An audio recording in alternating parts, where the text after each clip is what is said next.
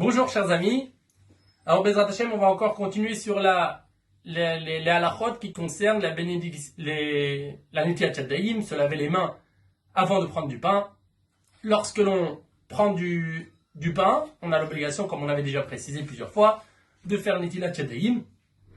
Et attention, comment on va faire la bénédiction? D'abord on se lave les mains, premièrement, et avant d'essuyer les mains, on soulève les mains. D'après certains avis, c'est bien de se frotter les mains. On soulève les mains et on récite la bénédiction alors que les mains sont encore mouillées.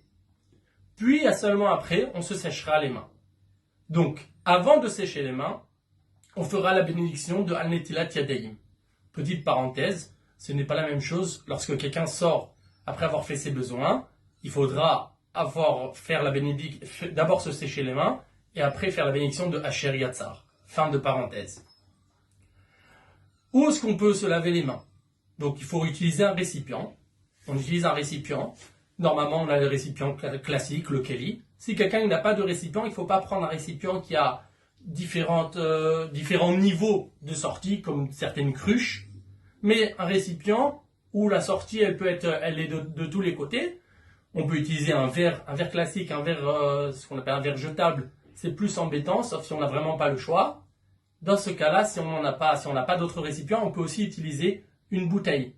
Une bouteille qui n'a pas de trou, qui a juste la sortie.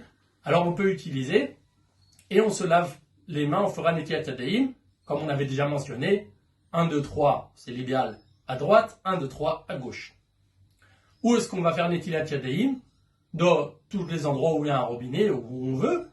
Mais est-ce qu'on a le droit de faire un Netilat Yadayim? Des fois, on se trouve le seul endroit où il y a un robinet, ça se trouve dans une toilette, une salle de bain. Est-ce qu'on a le droit de faire là-bas Netilat Yadayim? Alors, la réponse que si on n'a pas le choix, on peut faire. Mais dans ce cas-là, il faudra sortir de l'endroit, bien entendu, pour faire réciter la bénédiction et après se sécher les mains. Donc, on fera Netilat Yadayim. Par exemple, on est dans l'avion. On a le seul endroit à faire Netilat Yadayim, ce sont les toilettes. On fait Netilat Yadayim dans les toilettes. On a quelques mouchoirs avec nous, on sort des toilettes avec les mains encore mouillées, on récite la bénédiction et on s'essuie les mains. Passez une bonne journée, Be'atzlacha et à bientôt.